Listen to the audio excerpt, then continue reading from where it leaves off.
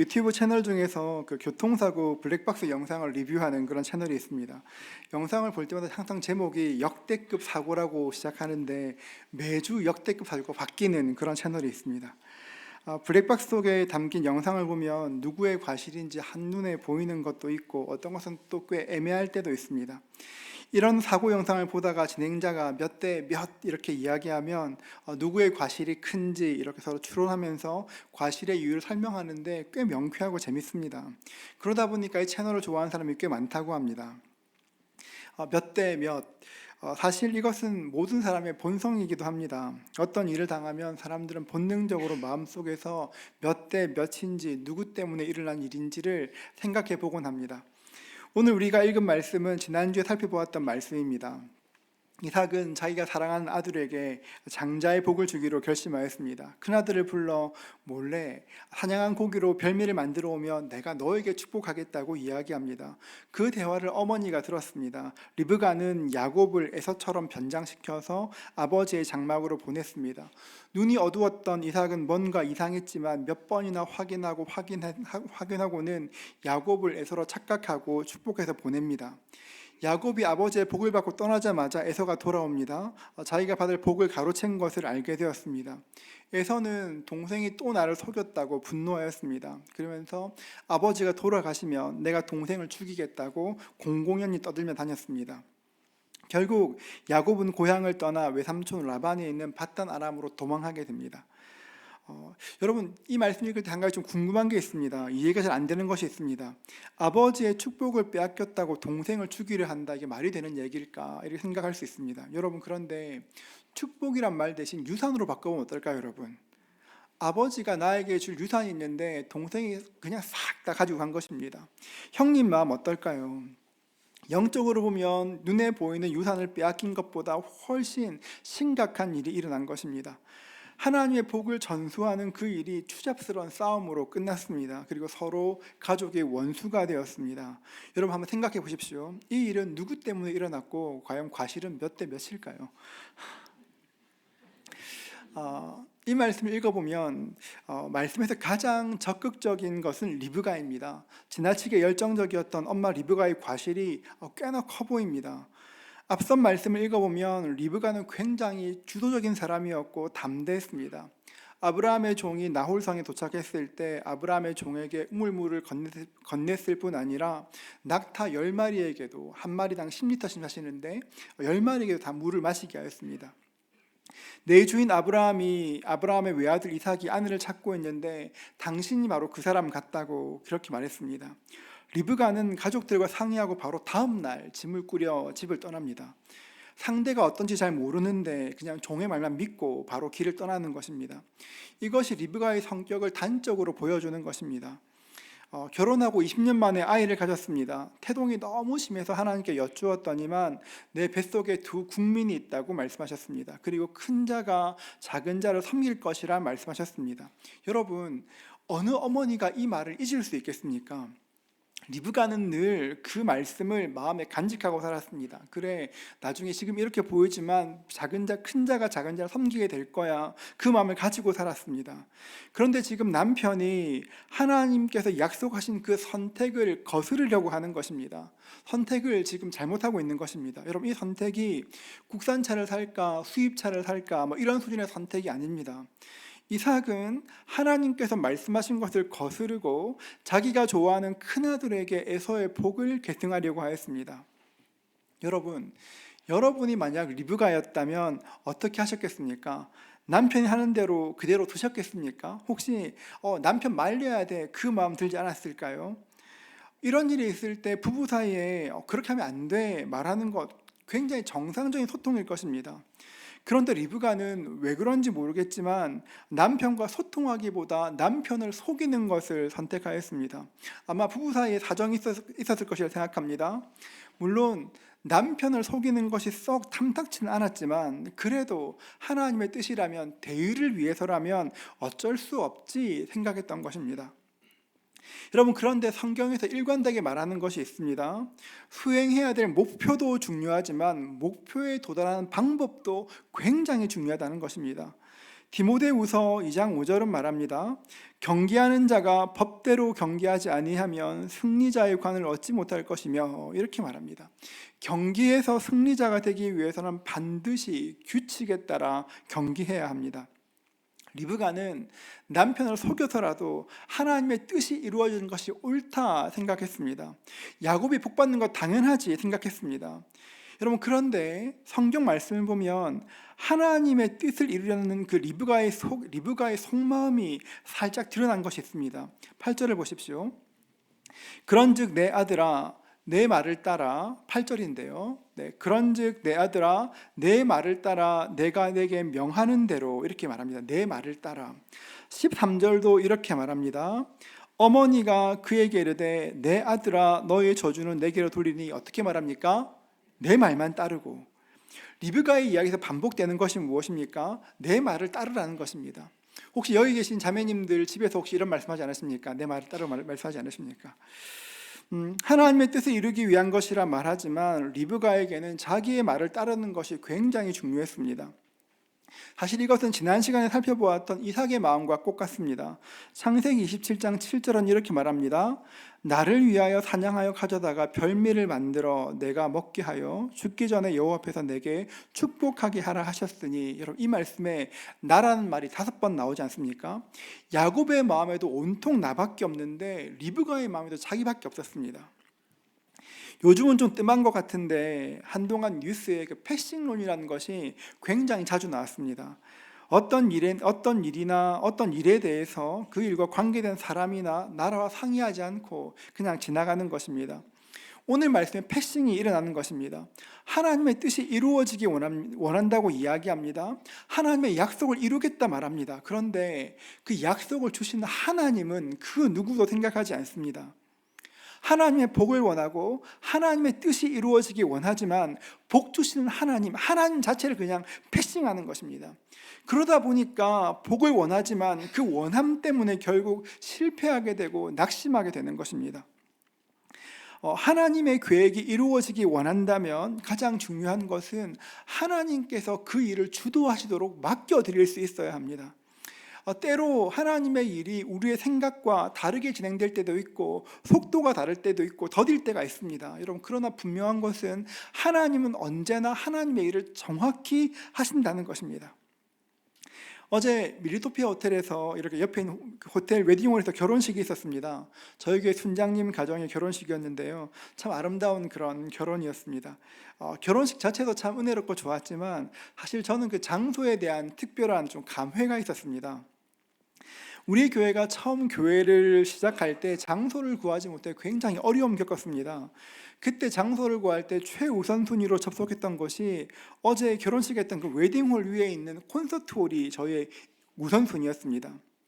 아무리 봐도 위례에서 이만한 사람이 모일 수 있기에 더 좋은 곳이 없었습니다. 그래서 예배드리기를 간절히 기도했습니다. 그곳을 위해 열심히 기도했습니다. 마침 도와주는 분도 계셨습니다. 밀리토피아가 군과 관리된 시설인데 그 분당 우리 교회에 꽤 높은 분이 계셔서 적극적으로 도와주셨습니다. 계획이 잘 진행되었습니다. 실무자들 사이에 조건도 잘 조율되었습니다. 가격도 정말 좋았습니다. 곧 허락될 것이라 그런 이야기를 들었습니다. 그런데 최종 단계에서 국방부가 대관을 거부했습니다. 여러 사정이 있었지만 사용할 수 없다는 최종 통보를 받게 되었습니다. 분립 시기는 다가오는데 갈 곳은 없고 저희들 선장님들께 갈 데 없으면 광장에서 예배하자 막 이렇게 얘기했는데 그때 마음이 굉장히 힘들었습니다. 어제 결혼식 하면서 거기 있어 보니까 저기서 밀리토피아 호텔에서 예배하는 것이 아니라 여기서 예배하는 건 너무 큰 은혜다 생각이 들었습니다. 여러분, 주말에 웨딩홀의 주차가 얼마나 복잡하겠습니까? 주차가 복잡하고 주차 문제와 아무리 봐도 다음 세대의 공간이 보이질 않았습니다. 하나님, 여기 예비하신 것이 은혜였구나, 그런 마음이 들었습니다. 여러분, 언제나 기억하십시오. 내 뜻과 다를 수 있습니다. 내 계획과 다를 수 있습니다. 그런데 하나님은 그 작정하신 일을 반드시 이루어 가십니다.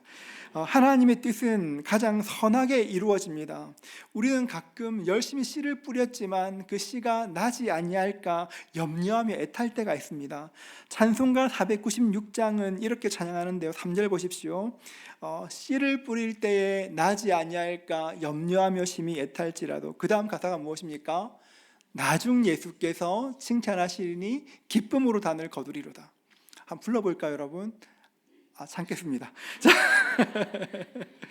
여러분 좀 더디게 보인다 할지라도 하나님의 뜻과 하나님의 방법으로 하면 나중 예수께서 칭찬하시게 될 것이고 기쁨으로 단을 거두게 될 것입니다. 여러분 하나님의 일을 할 때 하나님의 방법들을 항상 기억하십시오. 내 뜻과 내 힘이 아니라 하나님의 뜻이 있습니다. 이것이 우리가 살아야 될 영적인 원리입니다. 리브가에게도 문제가 있지만 사실 야곱에게도 큰 문제가 있었습니다. 우리가 이 말씀 읽을 때 굉장히 좀 착각하는 거 있는데요, 여러분. 이 사건이 일어났을 때 야곱은 과연 몇 살이었을까요? 산수 문제 하나 풀어보겠습니다. 여러분 산수 문제 풀겠습니다. 잘 들어보십시오. 창세기 47장 9절입니다. 야곱이 바로에게 아뢰되 내 나그네 길의 세월이 130년이니이다. 그러니까 야곱이 요셉과 만날 때 나이가 130세라고 성경은 말합니다. 요셉은 형님들 때문에 이집트에 팔려갔다가 30의 총리가 됩니다. 총리가 되고 어떤 일이 생기냐면 7년 풍년이 있고 2년 흉년 후에 아버지를 만나게 됩니다. 성경에 기록되어 있죠. 그러니까 총리가 되고 30의 총리가 되었고 7년 풍년과 2년 흉년을 겪었으니까 30 더하기 7 더하기 2 몇일까요? 어떻게 40이라 말하세요, 여러분? 1부 때도 40이라 그러던데 이게 왜 39이 됩니다, 여러분. 30 더하기 7 더하기 2 39입니다, 여러분. 야곱이 130살 때 요셉이 39이었습니다. 자, 그러면 요셉을 낳았을 때 야곱은 몇 살입니까? 91살. 다시 보여드릴게요. 야곱이 130대 요셉이 39이니까 요셉을 낳았을 때 야곱은 몇 살입니까? 91하죠, 여러분. 네, 91입니다. 자, 조금만 더 따라오시면 됩니다. 창세기 30장, 왜 놀라세요, 여러분? 창세기 30장 25절입니다. 라헬이 요셉을 낳았을 때에 야곱이 라반에게 이르되 나를 보내어 내 고향 나의 땅으로 가게 하라. 그러니까 라헬이 요셉을 낳았을 때 야곱이 라반에게 나 이제 집에 가겠습니다 이야기했습니다. 야곱은 레아를 위해서 7년간 일했고 라헬을 위해 7년간 봉사했습니다. 그러니까 라반에게 집에 가겠다 말했을 때가 집을 떠난 지 14년 되었던 때입니다. 자, 이제 계산해 보세요, 여러분. 요셉을 낳았을 때 야곱 몇 살이었습니까? 그때 까먹었어요. 91살. 자, 근데 그때가 집 떠난 지 14년 차였습니다. 그럼 야곱이 몇 살 때 집을 떠났습니까? 우리 여러분 다시 한번 해보세요, 여러분. 자, 보세요. 너무 놀라지 마시고 그냥 숫자로만 계산해 보세요, 여러분. 야곱을 낳았을 때가 91살이고 그때가 집을 떠난 지가 요셉을 낳았을 때가 91살이고 집을 떠난 때가 그때가 14년 차입니다. 그러면 집 떠나갈 때 몇 살입니까? 77입니다, 여러분. 우리가 그림책에서 보는 것처럼 10대 때 일어난 일이 아닙니다, 여러분. 77, 나이가 꽤 많았을 때입니다. 지금보다 수명이 길었던 당시로 봐도 중년을 훌쩍 넘긴 꽤 많은 나이였습니다.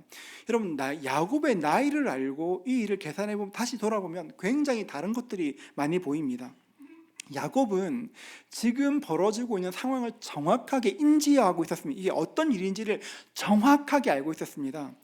어머니가 아버지의 장막에 들어가서 복을 받으라고 이야기할 때 이렇게 말합니다. 11절 보십시오. 야곱이 그 어머니 리브가에게 이르되 내 형 에서는 털이 많은 사람이요 나는 매끈매끈한 사람인즉. 여러분, 야곱은 처음부터 어머니의 제안에 동의하지 않습니다. 왜 동의하지 않았을까요? 양심의 가책이 있어서 그럴까요? 아니면 마음에 좀 죄책감이 있어서 그럴까요? 여러분, 그렇지 않습니다. 성경 보면 나오는 것은 야곱은 죄책감이나 양심의 가책 그런 것이 아니라 과연 이 일이 가능할까? 실현 가능성에 대한 근본적인 의문이 있었습니다. 그래서 이야기합니다. 12절 보십시오. 아버지께서 나를 만지실진데 내가 아버지의 눈에 속이는 자로 보일지라 복은 고사하고 저주를 받을까 하나이다. 어머니, 형님과 저는 완전히 다른데 어떻게 제가 아버지를 속일 수 있겠습니까? 안 됩니다. 어머니 말할 때 리브가가 이렇게 말합니다. 13절 보십시오. 어머니가 그에게 이르되 내 아들아 너의 저주는 내게로 돌리리니 내 말만 따르고 가서 가져오라. 그러니까 어머니가 말하기를 네가 만약 이때 이 일 때문에 저주를 받으면 그 저주 내가 대신 받을게 이야기하는 겁니다. 여러분, 어머니가 이렇게 이야기하면 정상적인 가정은 어떻게 이야기해야 됩니까? 아니, 엄마 왜 그러세요, 엄마? 내가 복 받으러 하는 건데 저주도 제가 받아야죠. 이렇게 말하는 것이 당연하지 않습니까? 그렇죠, 여러분? 근데 야곱은 그렇게 반응하지 않습니다. 너의 저주를 나에게 돌리겠다는 어머니의 말을 듣고 나서는 마치 기다린 것처럼 일어나 움직이기 시작합니다. 야곱은 복을 받을 수만 있다면 어머니가 저주를 받든 말든 아무 상관이 없었습니다. 여러분, 지금 야곱이 장자의 복을 사모하는 것은 하나님에 대한 이해가 깊어서 믿음이 좋아서 그런 것이 아닙니다. 지금까지 야곱은 그렇게 믿음 좋은 사람 아닙니다. 오로지 야곱은 복 받는 것에 온전히 몰두해 있었습니다. 어떻게 하면 복 받을까, 잘 될까에 몰두해 있는 못난 사람이었습니다. 18절 말씀 보십시오. 야곱이 아버지에게 나아가서 내 아버지하고 부르니 이르되 내가 여기 있노라. 내 아들아 내가 누구냐. 일반적으로 사람이 세상을 떠날 때 가장 마지막까지 작동하는 기관을 귀라고 말하지 않습니까? 저는 목회를 하면서 참 많은 사람들이 임종을 봅니다. 임종하실 때 많은 경우에 마지막 순간 눈 감고 아무 의식이 없는 것처럼 보일 때가 있습니다. 그럴 때 손잡고 이름 부르며 기도하면 주르르 눈물 흘리시는 거 굉장히 자주 봅니다. 아버지의 장막에 들어갔습니다. 야곱이 아버지를 불렀습니다. 내 아버지여, 아버지라고 불렀습니다. 이삭이 들어보니까 눈은 멀었지만 시각은 안 좋았지만 귀는 또렷하였습니다. 들어보니까 아버지여 부르는데 그 소리는 야곱의 소리였습니다. 에서의 소리가 아니었습니다. 그래서 질문합니다. 19절 말씀 보십시오. 야곱이 아버지에게 대답하되 나는 아버지의 맏아들 에서로소이다. 자기가 에서라고 이야기합니다. 그 다음에 이렇게 말합니다. 아버지께서 내게 명하신 대로 내가 하였사오니 원하건대 일어나 앉아 내가 사냥한 고기를 잡수시고 아버지 마음껏 내게 축복하소서. 지금부터 이삭이 계속 야곱에게 질문합니다. 계속 질문하는데 야곱은 단 한순간도 머뭇거리지 않습니다. 여러분, 이게 순발력이 좋아서 답이 튀어나온 것일 수도 있지만 여러분 그렇지 않다고 생각합니다. 야곱은 머릿속에서 이 상황을 몇 번이나 그려보았을 것입니다. 내가 만약에 이런 일이 생기면 이렇게 답해야지 몇 번이나 생각한 다음에 만반의 준비를 마치고 그 자리에 선 것이었습니다. 결국 야곱은 아버지에게 복을 받았습니다. 복을 받았는데 여러분 꽤 오랜 시간 동안 그 값을 지불해야 했습니다. 아무리 완전 범죄처럼 보인다고 해도 우리가 죄를 지을 때 아무리 그 죄가 완전 범죄처럼 보인다고 해도 그 죄는 감추어지지가 않습니다. 타락한 인간들, 우리 가운데 있는 잘못된 생각 중에 하나는 죄를 지어도 내가 죄 때문에 해를 당할 것이라 좀처럼 생각하지 않습니다. 심지어 죄를 지으면서도 이 죄가 숨겨지지 않을까 생각합니다. 만약 밝혀진다고 해도 그냥 그때만 넘기면 별일 없을 것이라 생각합니다. 그런데 성경은 어떻게 말합니까? 민수기 32장 23절은 이렇게 말합니다. 우리 함께 한번 읽어볼까요? 같이 읽습니다. 너희가 만일 그같이 아니하면 여호와께 범죄함이니 너희 죄가 반드시 너희를 찾아낼 줄 알라. 너희가 만일 그같이 아니하면 여호와께 범죄함이니 너희 죄가 반드시 너희를 찾아낼 줄 알라 말합니다. 죄는 숨겨지지 않습니다. 감추어지지 않습니다. 내 아들아 내가 누구냐? 어떻게 속기 잡았느냐? 아들아 가까이 오라. 내가 너를 만져보겠다. 이삭이 말하는 것처럼 보이지만 사실은 하나님께서 야곱에게 멈출 수 있는 기회를 주시는 것입니다. 너 지금 그만해야 돼. 멈춰야 돼. 멈춰. 하나님께서 야곱에게 기회를 주시는 것입니다. 여러분 그럼에도 불구하고 자신의 욕망에 몰두해 있는 야곱은 하나님의 음성을 듣지를 못합니다. 멈추지를 못합니다. 사실 야곱의 이 모습은 저와 여러분들의 모습이기도 합니다. 우리는 사람들의 이야기 듣는 것에 굉장히 익숙합니다. 사람들이 말을 하면 교양 있게 듣고 잘 응대할 수 있습니다. 여러분 우리 내면의 욕망이 속삭이는 소리도 잘 합니다. 우리 내면의 욕망이 속삭이면 막 반응합니다. 그런데 하나님의 음성을 듣는 것에는 그렇게 서투릅니다. 아버지를 통해 말씀하신 하나님의 음성을 들어야 하는데 야곱의 귀에는 자기의 욕망이 소리치는 소리만 들렸고 야곱의 눈에는 자기가 움켜쥐어야 될 그 복밖에 보이지 않았습니다. 여러분, 남을 속여야 되는 사람들은 언제나 마음이 급합니다. 상대방에게 들통나기 전에, 남이 알아차리기 전에 빨리 해치우고 가야 되기 때문에 시야가 좁아집니다. 시야가 좁아지니까 분별력도 없어집니다. 충고가 들리지 않고, 무엇보다 그러니까 하나님 음성은 더더욱 들리지 않습니다. 에서가 언제 돌아올지 모르는데 자꾸 이삭이 질문합니다. 야곱은 거짓말을 하다가 심지어 하나님의 이름까지 팔았습니다. 아버지의 하나님께서 나를 순조롭게 만나게 하셔서 제가 이렇게 했습니다 말합니다. 하나님의 이름 팔았습니다. 여러분, 예수 믿는 사람들이 특별히 조심해야 될 것이 있습니다. 여러분, 자기 거짓말에 하나님 이름 함부로 들먹이면 안 됩니다. 여러분, 남의 것 빼앗아 놓고 남의 눈에 피눈물 나게 해놓고 하나님께서 복 주셨다 함부로 말하면 안 됩니다. 여러분, 세상 사람들이 하는 어떤 거짓말보다 더 악한 것은 하나님의 이름을 함부로 파는 것입니다. 그렇게 거짓말을 하면 그 거짓말은 또 다른 거짓말을 낳고 결국 그것이 빌미가 되어 우리 영혼은 캄캄해지게 되는 것입니다. 리브가에게도 잘못이 있었습니다. 야곱에게도 잘못이 있었습니다. 그러면 이삭은 어떨까요? 이삭은 자기가 원하는 것을 하기 위해서 하나님을 무시했습니다. 하나님이 무슨 상관이야? 내가 하나님이 아무리 작정하셔도 내가 복 빌어주면 끝이지. 이삭은 자기의 행동이 잘못되었다는 것을 알고 있었습니다. 만약 어떻했다면 모든 가족이 있는 가운데 축복했을 것입니다. 겉으로는 순진하고 착한 척하지만 이삭은 야곱만큼이나 간사였습니다. 속에 나쁜 생각이 있었습니다. 이삭은 에서가 사냥한 고기를 사랑했습니다. 고기로 만든 별미를 좋아했습니다. 여러분, 이삭이 눈이 잘 보이지 않았습니다. 눈도 잘 안 보이니까 움직이는 것도 굉장히 둔했을 것입니다. 어쩌면 이삭에게 내가 살아있구나 느끼는 그 순간은 에서가 가져온 맛있는 음식을 먹을 때 그때였을지도 모르겠습니다. 그런데 자신이 만족시키려 했던 그 감각에, 그 미각에 결국 속아 넘어가게 되는 것입니다. 리브가와 야곱과 이삭의 이야기를 했는데요. 에서는 어떨까요, 여러분? 에서는 어떨까요? 우리가 이 이야기를 가만히 읽어보면 에서는 피해자처럼 보입니다.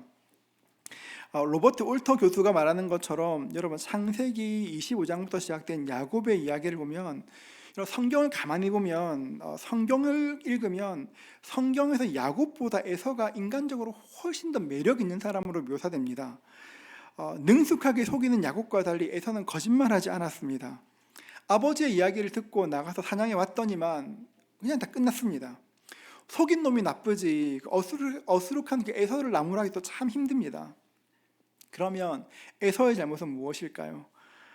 에서가 야곱에게 장자권을 팔 때 모습을 성경은 이렇게 말합니다. 창세기 25장 34절인데요. 우리 같이 한번 읽어볼까요? 함께 읽습니다.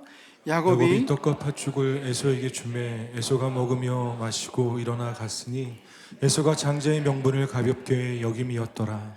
에서에게 주매 에서가 먹으며 마시고 일어나 갔으니, 먹으며 마시고 일어나 갔으니. 여러분, 이 말씀에 보면 에서의 마음이 적나라하게 드러납니다. 에서는 사실 장자권 별로 중요하게 여기지 않았습니다. 팔아도 아무런 생각도 없었습니다. 장자권 아무것도 아닌 것이라 생각하였습니다. 우리가 볼 때도 유산도 아니고 그 장자권이 뭐가 그렇게 중요한가 생각할 수 있지만 장자권은 굉장히 중요한 것입니다. 아브라함의 집안은 쉽게 말하면 교회입니다. 하나님께서 우리를 구원하시기 위해서 한 사람을 택하시고 그 사람의 집에서 메시아를 보내시겠다 작정하셨습니다. 장자권이라는 것은 그 집안을 이끌어갈 권리, 교회 전체를 이끌어갈 권리를 가진다는 것입니다.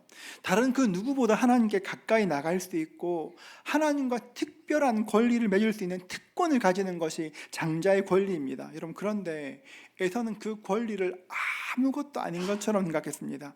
그냥 가치 없게 생각했습니다. 여기 있는 우리 모두가 하나님의 왕 같은 제사장들이지만 저는 우리 위례교회를 이끌어가는 담임 목사입니다. 여러분, 만약 제가 담임 목사라는 것을 담임 목사 자리를 아무것도 아닌 것처럼 여기면 어떻게 될까요, 여러분? 누군가 와서 저에게 맛있는 스테이크를 사주면서 담임 목사의 명분을 팔라고 한다면 제가 덥석 넘겨주면 여러분 어떻게 될까요, 여러분? 제가 여러분 그렇게 넘겨준다고 담임 목사가 변하는 것도 아닐 것입니다. 만약 제가 그렇게 한다면 여러분 저를 어떻게 보시겠습니까? 눈빛으로 말하지 마시고 굉장히 안 좋게 보겠죠, 여러분. 어떻게 그런 목사 믿고 신앙생활 할 수 있겠습니까? 모든 성도님들은 제가 담임 목사로 세움 받았으니까 받은 소명을 귀하게 간직할 수 있기를, 성도님들을 위해서 마음 다해 기도하고 목양하기를 원하실 것입니다. 똑같은 것입니다. 에서가 해야 될 일이 무엇이냐면 장자권을 소중히 여기고 그 가정을 위해, 교회를 위해 기도해야 하는데 모든 것들을 소홀히 여겼습니다. 창세기 27장 34절은 이렇게 말합니다. 에서가 그의 아버지의 말을 듣고 소리질러 슬피 울며 아버지에게 이르되 내 아버지여 내게 축복하소서, 내게도 그리하소서. 야곱이 장자의 복을 받았다는 것을 알고 에서는 소리 지르며 울었습니다. 그런데 데오도르 에프란 학자는 이렇게 말합니다. 에서가 이때 울었던 것은 영적 가치를 깊이 생각해서 운 것이 아니라 아버지의 마음을 돌이킬 수 없었기 때문에 울었다, 이렇게 말합니다. 그러니까 에서가 흘린 눈물은 회개의 눈물, 이렇게 집으로 돌아왔던 탕자의 눈물이 아니라 가룟 유다와 같은 그 후회의 눈물뿐이라고 말하는 것입니다. 여러분, 하나님께서 우리에게 주신 것을 귀하게 여기지 않으면 사라지고 없어지게 됩니다. 하나님께 우리에게 주신 귀한 것들이 많은데 소중히 여기지 않으면 사라지고 없어집니다. 여러분, 이 말씀을 조금만 더 깊이 생각하면 에서의 모습 속에서 우리의 모습을 볼 수 있습니다. 에서가 장자의 명분을 귀하게 여기지 않았습니다. 마찬가지로 우리도 하나님께서 우리에게 주신 그 구원의 은총을 별로 귀하게 여기지 않을 때가 있습니다. 교회 와서는 하나님을 예배하고 찬양하고 그 구원의 은총을 노래하지만 교회 예배가 끝나고 밖으로 나가는 그 순간 모든 것 다 잊고 세상과 같이 살아갈 때가 있습니다. 우리의 죄가 드러날 때 자존심이 상해서 울고 깨어져 버린 꿈 때문에 울지만, 손해 때문에 울지만 죄를 미워해서 우는 경우는 별로 없습니다. 여러분, 성령님께서 우리를 돕지 않으시면 우리도 에서와 똑같은 삶을 살게 되어 있는 것입니다. 창세기 27장을 보면 누구 하나 피해자라 말할 사람이었고 서로가 서로에게 가해자가 됩니다. 여러분, 죄의 결과는 굉장히 실제적인 것이고 굉장히 파괴적인 것입니다. 성경은 이삭, 리브가, 야곱에서 그 누구에게도 직설적으로 당신이 죄인이다 말하지 않습니다. 하나님께서 만약 이 말씀을 읽고 나서 하나님께서 몇 대 몇 하시면 속이 시원할 것 같은데, 하나님은 누구의 잘못이라고도 아무에게도 말씀하시지 않습니다. 왜냐하면 성경은 도덕책도 아니고 심리교과서도 아니기 때문입니다. 성경은 이 사건을 통해 누가 죄인이다 정확하게 이야기하지 않지만, 직접적으로 말하지 않지만 성경을 가만히 읽어보면 하나님께서 어떻게 판단하시는지를 알 수 있습니다. 성경은 모두에게 죄가 있고 모두에게 잘못이 있다고 이야기합니다. 어떻게 드러나냐면 그것들은 성경에서 고난을 통해 드러나게 됩니다. 모두에게 고난이 임하게 됩니다. 이렇게 리브가, 이삭, 야곱에서 모두에게 고난이 임하게 됩니다. 에서는 동생을 죽이기 위해서 결심하고 복수를 다짐하며 살게 됩니다. 하루하루를 미움 속에 지옥처럼 살아가게 됩니다. 원망과 분노로 지옥처럼 하루를 살아갑니다. 야곱은 복을 받았습니다. 그런데 형님을 피해 고향으로 도망가게 되었고 떠돌이가 되었습니다. 삼촌 라반에게 20년 동안 계속 착취당하게 됩니다. 이삭도 마찬가지입니다. 아브라함의 아들이자 위대한 조상 이삭은 이제부터 죽을 때까지 존재감 아무것도 없는 초라한 노인으로 인생을 마무리하게 됩니다. 사실 가장 심각한 것은 리브가입니다. 리브가는 남편을 속였고 큰아들을 밀어내었습니다. 야곱도 떠나보냈습니다. 이제 집에서 리브가와 마음을 나눌 사람은 아무도 없습니다. 성경은 리브가에 대해 굉장히 냉정하게 평가합니다. 창세기 35장 8절인데요. 리브가의 유모 드보라가 죽음에 그를 베델 아래에 있는 상수르의 나무 밑에 장사하고 그 나무 이름을 알론 바곳이라 불렀더라. 여러분, 이게 왜 특이하냐 그렇게 하면, 성경에 보면, 창세기에 보면 리브가의 유모가 죽은 것은 말하지만 리브가의 죽음은 말하지 않습니다. 좀 과한 해석이지만 송병모 교수는 가족들이 리브가의 죽음을 애도하지 않았다 이렇게 말하기까지 합니다. 리브가의 죽음이 기록되어 있지 않은 것은 영적으로 보면 룻기에 등장하는 아무개와 똑같다 평가하는 것입니다. 우리 룻기 4장 1절 말씀 같이 한번 읽어볼까요? 룻기 4장 1절 같이 읽겠습니다. 보아스가 보아스가 성문으로 올라가서 거기 앉아 있더니 마침 보아스가 말하던 기업 물을 자가 지나가는지라. 보아스가 그에게 이르되 아무개여 이리로 와서 앉으라 하니 그가 와서 앉으매. 보아스가 룻의 기업을 물으려고 할 때 자기보다 앞선 사람이 있었습니다. 그 사람에게 기업 물으기를 청하였습니다. 그런데 그 사람은 자기의 기업에 손해가 될까봐 그 기업 물으지 않았습니다. 성경은 그 사람의 이름을 말하지 않습니다. 그저 아무개라고 소개합니다. 리브가도 마찬가지입니다. 성경은 리브가에 대해서 말하지 않음으로 심판합니다. 아브라함의 아내 사라의 죽음을 말하고 어디에 묻혔는지를 이야기합니다. 야곱의 아내 레아와 라헬의 죽음을 말하고 어디에 묻혔는지를 말하지만 리브가에 대해서는 아무 말도 하지 않습니다. 여러분, 아무리 선한 목적이 있다고 해도, 아무리 선한 의도가 있다고 해도 방법이 옳지 않으면 하나님께서 그것들을 인정하시지 않는 것입니다. 뚜르드 프랑스라는 자전거 대회가 있습니다.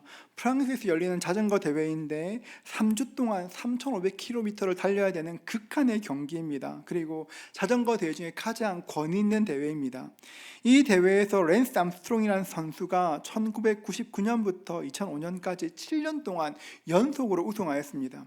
이분이 굉장히 유명했던 것은 이렇게 7년 연속 우승이라는 대기록도 있지만 고환한 암 중에 투병 중에 이런 결과를 만들었기 때문에 더욱더 많은 사람에게 칭송받았습니다. 이분은 희망의 아이콘, 암을 극복하고 그 큰 일을 해낸 희망의 아이콘으로 불렸습니다. 이분은 암 환자를 위한 재단을 만들어 더 많은 사람 돕겠다고 이렇게 크게 이야기하곤 하였습니다. 세월이 지났습니다. 그런데 이분에 대한 여러 소문들이 돌기 시작했습니다. 약물과 스테로이드에 대한 소문이 돌기 시작하였습니다. 그리고 2012년 7년 동안의 그 모든 우승이 스테로이드와 약물 도핑으로 이루어진 것들이 밝혀지게 되었습니다. 2013년 오프라 윈프리 쇼에 출연했었는데요. 그때 질문합니다. 모든 우승이 정말 약물 때문이냐? 이렇게 딱 물었습니다. 그런데 영상 보면 있는데요. 그렇게 말할 때 정말 당당하게 말합니다. 네, 약물 때문입니다. 약물 때문이라고 말합니다. 다시 질문했습니다. 그러면 당신은 약물을 투여한 것을 후회합니까? 말합니다. 그러니까 답하기를 저는 후회하지 않습니다. 저는 그때 그것이 정상이라 생각했습니다. 다른 사람도 다 도핑했고 나는 단순히 게임의 일부였을 뿐이었습니다. 자신의 잘못이 드러났지만 전혀 부끄러워하지 않았습니다. 그리고 말을 붙이기를 다음에 기회가 주어진다면 다시 도핑할 것이라고 이렇게 말하기까지 했습니다. 이분은 암을 극복한 것 때문에 큰 재단을 만들고 많은 암 환자를 도우겠다 공공연히 이야기했습니다. 그런데 이 인터뷰로 많은 스폰서 계약들이 해지되었고 천문학적인 손해배상 소송에 휘말리게 되었습니다. 그리고 결국 사이클계에서 완전히 퇴출되었습니다. 우리가 사는 시대가 어떤 시대냐면 효율을 굉장히 중요하게 생각하는 시대입니다. 이렇게 어떤 시간이 걸리는 것보다 짧은 시간에 큰 일을 임팩트 있게 이루어내면 굉장히 잘한다고 이야기합니다. 남들 다 하는 것이니까 도핑해서라도 성과를 내면, 결과를 내면 그것이 옳다고 중요하다고 생각합니다. 그렇게 성과를 만들어서 암 환우를 위한 재단을 만들겠다 이야기합니다. 그런데 방법이 옳지 않으면 반드시 드러나게 됩니다. 이삭이 에서에게 축복하면 하나님께서 계획하신 것이 어그러지니까 리브가는 야곱은 이삭을 속여서라도 하나님의 복을 받겠다 생각하였습니다. 아무리 생각해도 그들에게는 이삭을 속이는 것이 가장 효율적인, 가장 효과적인 방법이었습니다. 여러분, 그런데 가장 효율적으로 보였던 그 일이 결국 야곱을 돌아가게 만들어 20년 동안 방황하게 만들었습니다. 야곱은 그때부터 20년 동안 모진 고생하며 천천히 변화되게 됩니다. 어떤 결정할 때가 있습니다. 그것이 하나님의 뜻인 것 알고 있습니다. 여러분, 하나님의 뜻이라 할지라도 반드시 기억해야 될 것은 이것이 과연 옳은가, 옳은 일인가 생각할 수 있어야 합니다. 우리는 가끔, 아니 자주 효율과 옳음이라는 선택 앞에 설 때가 있습니다. 효율과 옳음이라는 선택 앞에 서면 내가 지금 믿고 있는 것이 무엇인지를 정확하게 알 수 있습니다. 하나님을 믿지 못하는 사람은 결코 옳음을 선택할 수 없습니다. 하나님을 믿지 못하면 결코 옳음을 선택할 수가 없습니다. 하지만 기억해야 될 것은 어떤 경우에도 하나님은 하나님이시고 하나님의 일은 눈에 보이지 않지만 반드시 이루어진다는 것입니다. 지난 시간에 말씀드렸지만 이삭은 지금 에서에게 축복한다고 생각하였습니다. 그리고 기도합니다. 창세기 27장 27절부터 29절 말씀인데요. 우리 같이 한번 읽어볼까요? 함께 읽습니다. 그가 가까이 가서 그에게 입맞추니 아버지가 그의 옷의 향취를 맡고 그에게 축복하여 이르되 내 아들의 향취는 여호와께서 복주신 밭의 향취로다. 하나님은 하늘의 이슬과 땅의 기름짐이며 풍성한 곡식과 포도주를 내게 주시기를 원하노라. 만민이 너를 섬기고 열국이 내게 굴복하리니 내가 형제들의 주가 되고 내 어머니의 아들들이 내게 굴복하며 너를 저주하는 자는 저주를 받고 너를 축복하는 자는 복을 받기를 원하노라. 이 말씀을 읽고 또 읽어봐도 이 말씀은 에서의 복이 될 수가 없습니다. 사냥꾼인 에서와 전혀 상관없는 복입니다. 하나님께서는 야곱이 받아야 될 복을 받게 하신 것입니다. 하나님은 우리가 잘 이해되지 않지만 하나님의 방법으로 그 계획들을 이루어 가시는 것입니다. 때로 그 방법이 효율적으로 보이지 않을 때도 있습니다. 여러분, 그러나 기억하셔야 될 것은 하나님은 언제나 옳으십니다. 효율적인 것이 아니라 옳은 것을 선택할 수 있기를 주의 이름으로 축복합니다. 주님 말씀하시기를 우리가 가는 그 길은 넓고 아름다운 길이 아니라 좁고 협착하여 찾는 이가 적은 길이라 말씀하셨습니다. 넓고 효율적인 멋진 길이 아니라 좁고 협착한 길, 옳은 그 길을 통해 주께로 갈 수 있다 말씀하셨습니다. 하나님을 선택하면, 옳음을 선택하면 하나님께서 그 선택을 통해서 생각지 못한 일들을 이루어 가실 것입니다. 그 선택을 통해 우리가 믿고 있는 바가 증명되게 될 것이고 그 증명을 통해 하나님께서 우리를 도우시게 될 것입니다. 다른 어떤 것이 아니라 우리의 참 주인이신 하나님만 믿고 의지하는 그 삶을 살아가는 저와 여러분 되시기를 주님의 이름으로 축복합니다.